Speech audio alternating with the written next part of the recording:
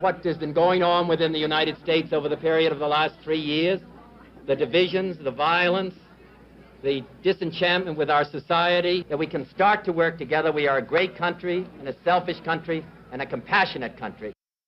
That is Robert F. Kennedy campaigning to be the Democratic candidate for president in 1968, minutes before his assassination in Los Angeles. His death capped off nearly a decade of turmoil in the United States. Now, some are comparing the current political climate to that of the 1960s. That includes strong rhetoric and violence, like the lawmaker shootings here in Minnesota. Caroline Cummings has more on how Charlie Kirk's murder is raising calls to find common ground.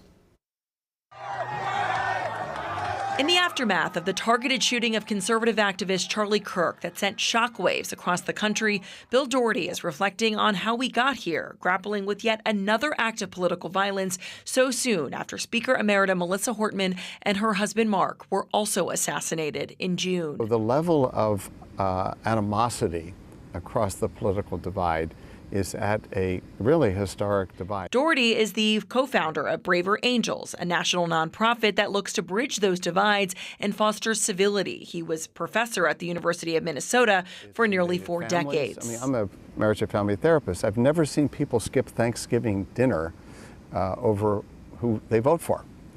That did not happen in the 60s. We still got together for Thanksgiving, even though we were divided about the Vietnam War.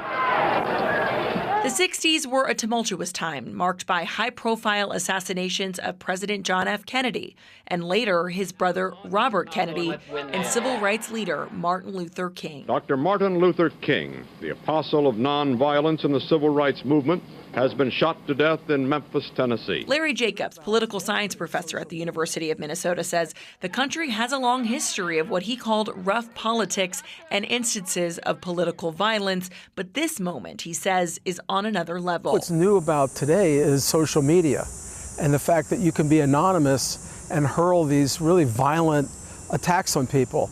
Not only you're my enemy and I hate you, but you don't deserve to be alive. Doherty agrees and says how we move forward starts with each of us condemning violent and extreme rhetoric when we see it. We survived the Civil War, we survived the 60s, we can survive this if we decide we've had enough. Caroline Cummings, WCCO News.